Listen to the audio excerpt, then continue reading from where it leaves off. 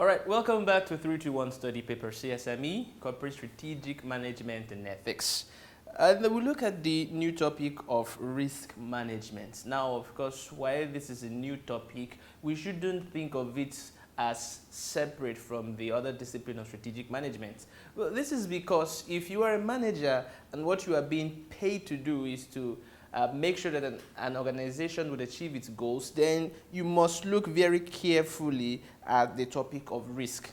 Because risk, by definition, is the chance that you won't do your job. It's a chance that an organization will not achieve its objectives. Of course, there are many definitions of risks. There is the mathematical definition, but as it boils down to management sciences, risk is the probability that management will not achieve its objectives. So you need to really control those things that create that chance that you actually fail. Otherwise, if you take failing at your job as a manager as a natural thing, then you can just ignore the problem of risks. Risk manifests itself in many different ways, and we'll see different forms of risks and risk management in other topics in the ICAN qualification. For instance, in performance management, of course, there is the issue of risk and uncertainty in decision making, and how techniques like expected value might give managers some information on which to make decisions in terms of risks. Even in strategic financial management, there is of course, the central doctrine of risk and return, and of course, there are techniques to incorporate the presence of risk and uncertainty in making investment decisions. And of course, in audit, you have audit risks to consider, and even in financial reporting, of course, you have risks, of course, of material misstatement, which is still part of audit. But when we come down to management, to the discipline of strategic management itself, there are chances that whatever long-term goals have been set for an organization, these goals will not be achieved.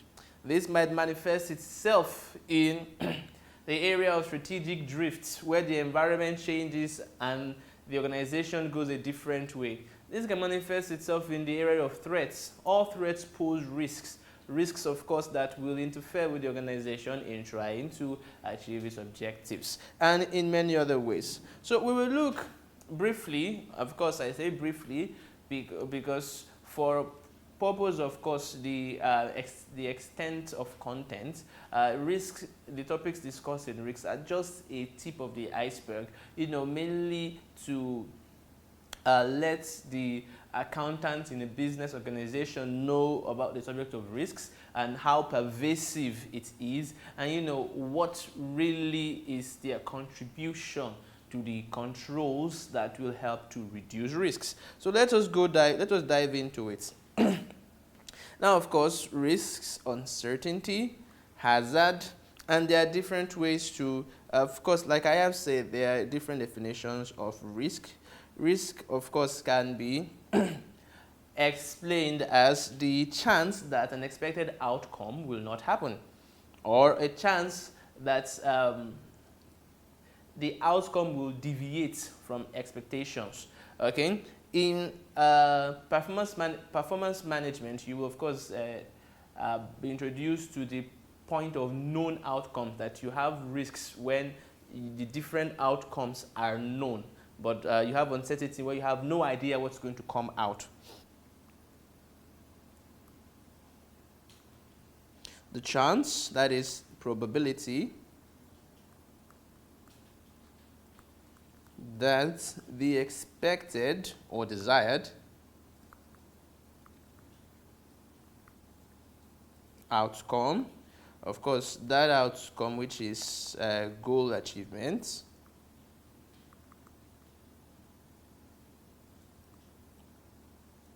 will not happen. Okay, but instead something else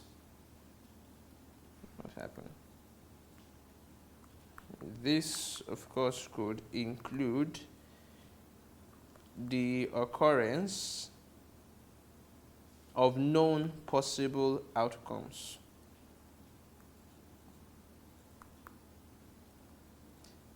In the strict way that risk is examined in paper PM, when you're dealing with risk, there is, of course, known possible outcomes, but in this case we can want to relax that threshold a little bit, and of course just look at the fact that expected outcomes can deviate, and of course or desired outcomes can deviate, and that could be an expression of risk. Now uncertainty, of course, in the other hand, is a little bit more uncertain. Okay, uncertainty, of course, is unknown future events.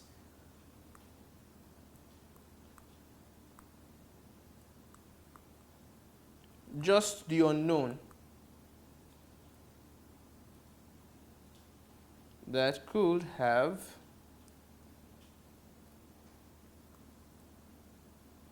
an effect on the organization's activities.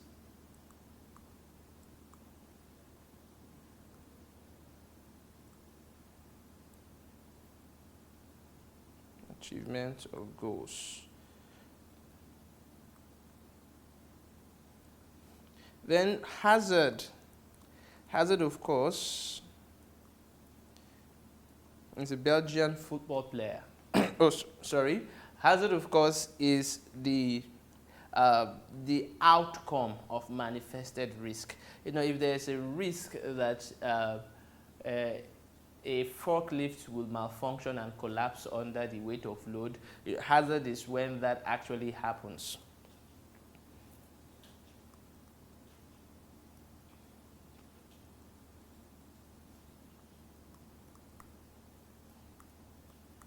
I.e. the unexpected / undesired outcomes occurring.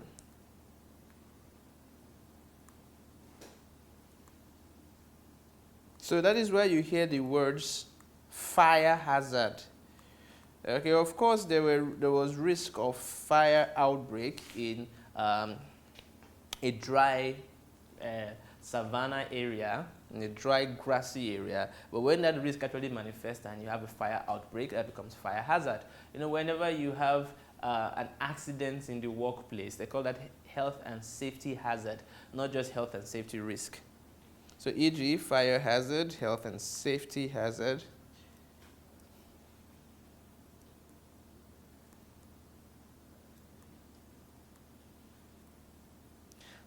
So you could say, you know, risk can be classified in a way as the possibility or the probability of hazards, etc. So now, having of course seen how risk can prevent management from achieving its objectives, management therefore has ample incentive in order to manage risk. And of course, managers need to understand the fact that risk is a pervasive topic. It flows into other aspects that the organization will have to deal with. So let us examine the principles of risk management in a bit of detail, and of course how managers will go about the job. Now, of course, one thing before you look at, you know, this is the COSO's model for managing risks, and up here you have the risk management process, which in most cases is represented as a cycle. Of course, in this up here you have risk categories. Of course, telling you that there are different types of risk that should be monitored and addressed. And of course, here you have the different layers of the organization, telling you that you have different types of risk affecting the organization at different layers. At entity level, which would be the tip of the triangle, at divisional level, of course, at operating unit, and at functional level, which in most cases we take as the same. Unless, of course, you have, you know, a more stratified layer in the organization to which they have divisions and subdivisions. All right. So you have the fact that risk affects the organization at all levels. Okay. The organizational or the performance hierarchy. Let's introduce the term performance hierarchy. All right. So now we will of course look a little bit at risk categories. and suggest a few examples. But of course, the main emphasis is going to be on the risk management process itself. What do we mean by the control environment? Okay, how do we assess risk? What are some examples of control activities? Okay, how do we communicate information about risk, and of course, monitoring risk? Isn't that incredible? Yes. All right then. Now, of course, like I said, this risk management process can be represented as a cycle. Why? Well, because after moving through these points down, you have to, of course, monitor everything, including the control environment. So you invariably end up having a cycle. Now, COSO took this model and modified it a little bit, and of course came up with the ERM model, that is Enterprise Risk Management. And of course, that added a little bit of extra layers, okay, to the model.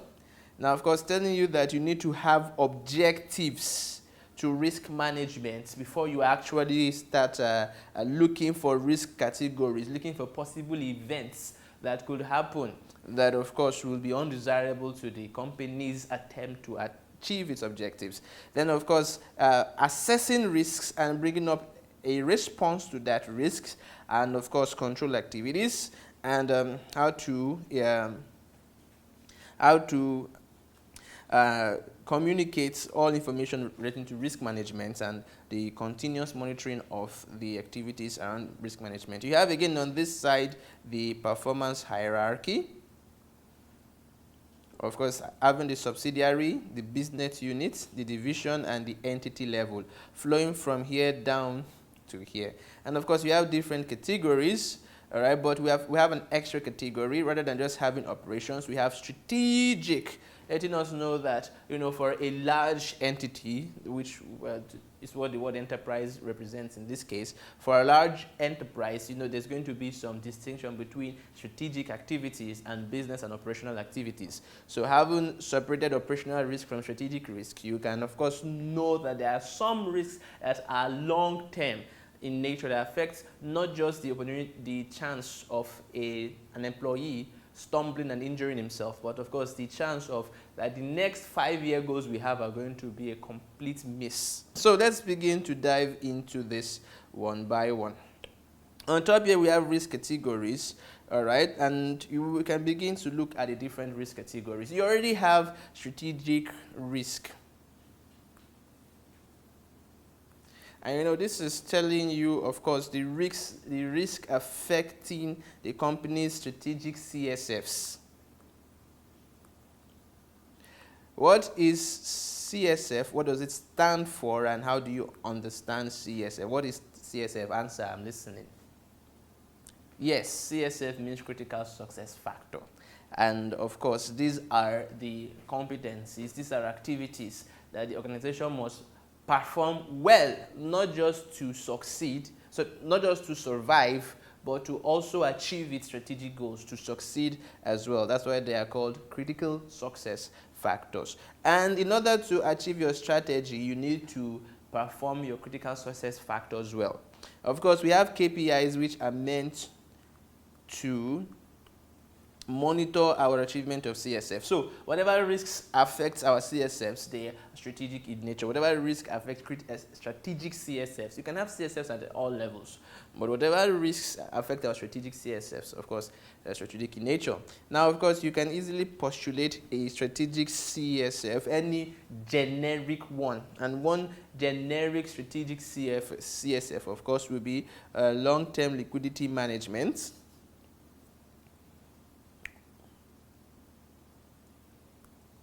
That is being able to continually keep the company liquid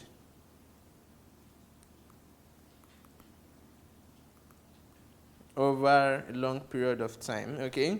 You could also have risks involving managerial activities. There's what we call agency risk. We'll get into that when we really are looking at corporate governance. But of course, this is the risk that management will do nonsense over the long period of time. And if, of course, you want to have that issue being controlled. Of course, operational risks actually relate to the actual activities, okay, of the organization, to the day-to-day. So of course, the day-to-day risks changes, all right, as as companies change.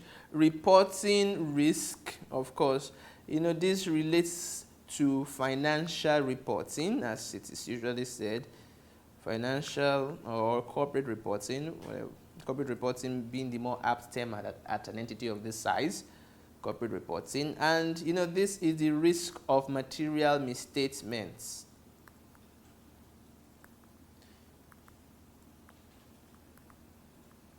Audit students will really understand what that is, risk of material misstatement. But any financial reporting student should have an idea, of course, of what material misstatement refers to. All right, risk of material misstatement. And compliance risk. This is a risk with a legal kind of tone to it, that you fail to meet one kind of standard, and as a result, you're either going to be fined or punished in some way. Okay, so failure to comply with regulations. It's an example. There's a lot to take in this paper. And there's no alternative to actually reading the material, understanding it, and being comfortable with it. Follow the video, follow the class, and you have to be comfortable with some of the buzzwords that I use. Operational, operating, of course, this relates to the lowest level of an organization's activities, the actual day-to-day stewing in the mud. Now let's begin to look at the first stage of the risk management process, which is the internal environment itself, the risk, an environment that fosters controls. All right, so of course, so this refers, okay, to an environment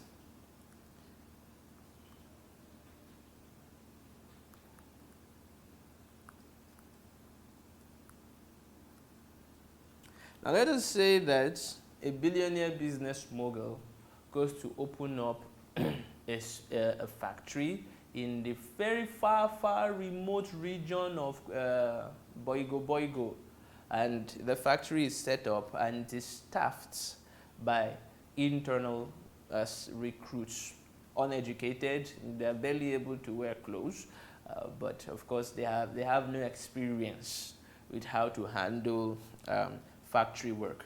Now, no training is given to them, but a supervisor is appointed to walk them through the process of manufacturing goods. All the necessary machinery is loaded, huge machinery, noisy machinery, sharp machinery, heavy machinery.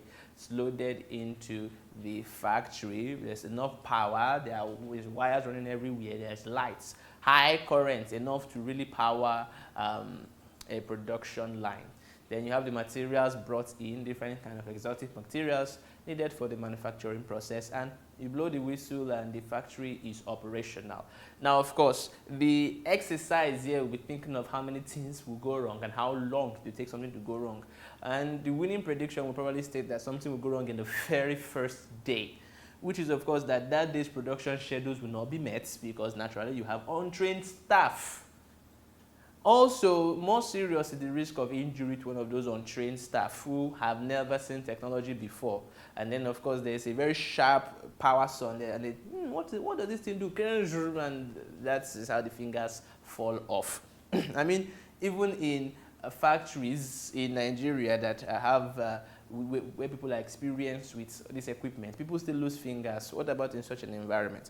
So, so of course, what we really want to say is, what are the things we expect to be in place before you want to even get down to the business of setting up any credible risk management system. Now, any control environment has to start from the top, not from the education of the employees, but from the top, from management's willingness. Okay, so management's willingness and commitment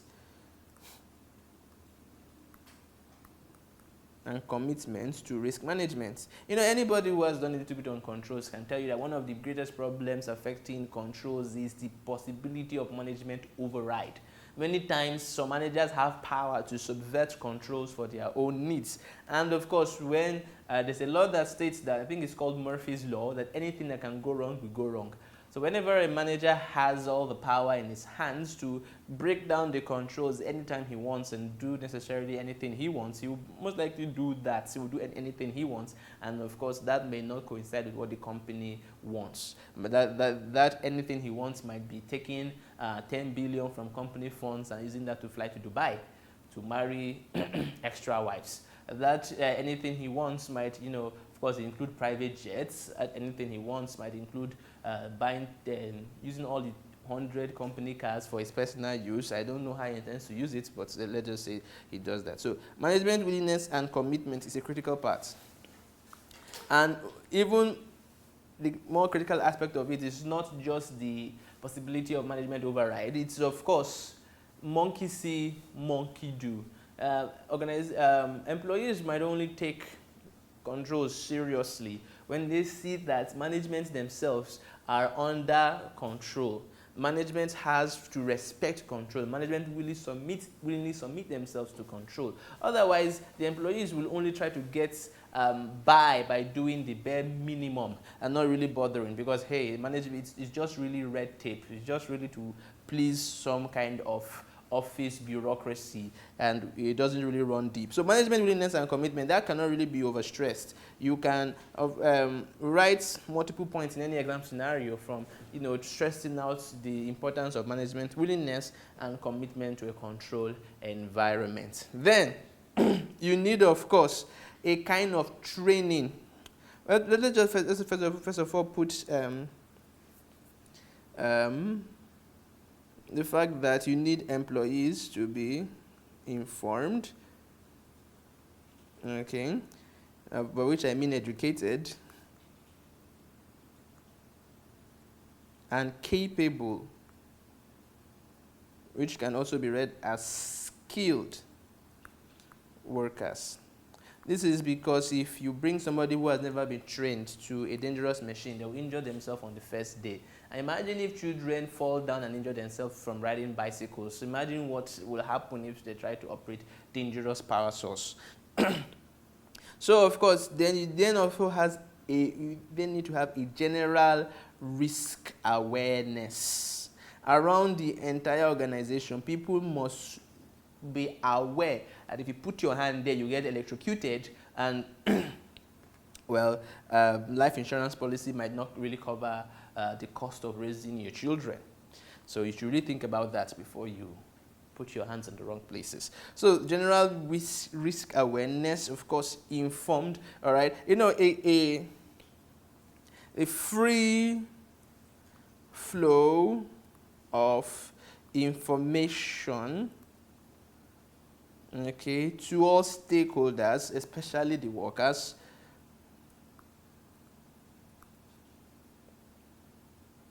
on risk. That means, of course, not just to, but also from.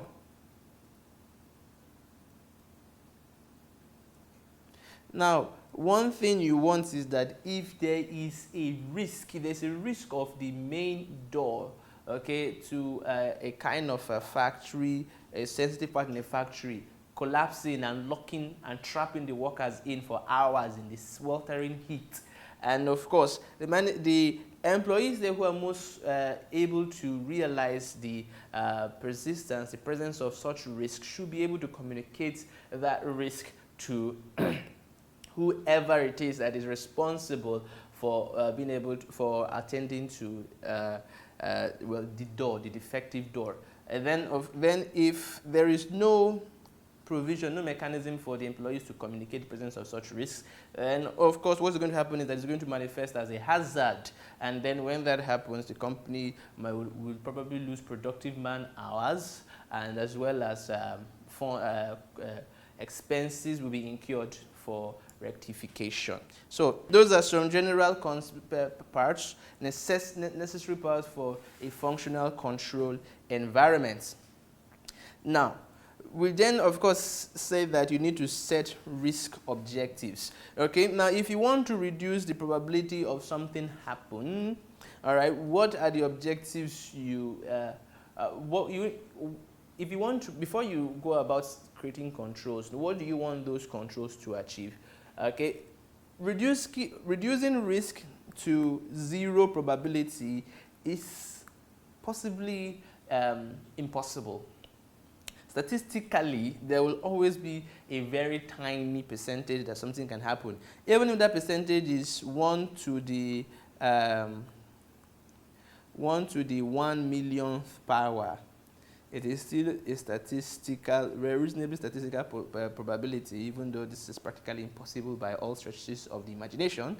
But anyway, so how far down do you want to go? Do you want 1 over 10 raised to the power 1 million, or 1 over 10 raised to the power 1,000 chance of the hazard occurring, or 1 over 10 raised to the power 10, which is just 1%. So how far you want to go with that is, of course, the manager's objective to set. Now, there is, of course, a framework called as low as reasonably practicable, ALARP. That is, of course, saying that maybe the most sensible way to reduce risk is try to get it as low as is reasonably practicable. And this is, of course, knowing that whenever you have reduced risk up to a point, to get beyond that point will cost much more than it was to get up to that point. That is, of course, the return you get from risk reduction reduces and the cost increases. So it's like having like the returns like this and the cost like this. You want to strike that point, that equilibrium point at which if you go further, risk reduction is no longer economically sound. And that is, of course, the point of ALARP, as low as reasonably practicable. You know, on one side, of course, you have this continued reduction. That is controls, more controls, and of course, marginal, of course, gains from reduction.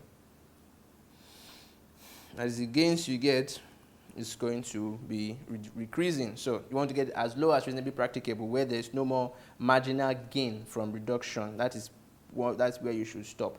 Okay, so that can seem to have some common sense. On the other hand, there's 6 sigma, which is a statistical way of saying 6 standard deviations from the mean.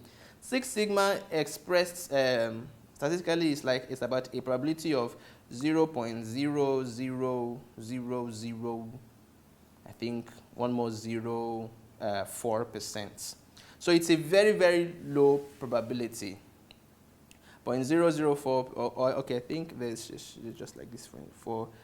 So it's a very, very, very low probability. And the objective then is to get the risk to that low, such that there can only be like one defect in 11 million chances, which is quite low. So obviously, 6 sigma is a high quality risk objective. It's all about high quality, and it's not really concerned about economic viability. Because the proponents of 6 sigma opine that it's all about the customer, and when you reduce risk to a very low point for the customer and you transfer those benefits to the customer, the customer will be willing to pay high, so much so that the benefits of risk reduction outweigh the costs. Now, in the next session, we'll be looking at other points, that is how to examples of risks, different risk categories, and of course we'll pick up the thread from there. So we'll see you in the next session. This is 3-2-1 study. Thank you very much.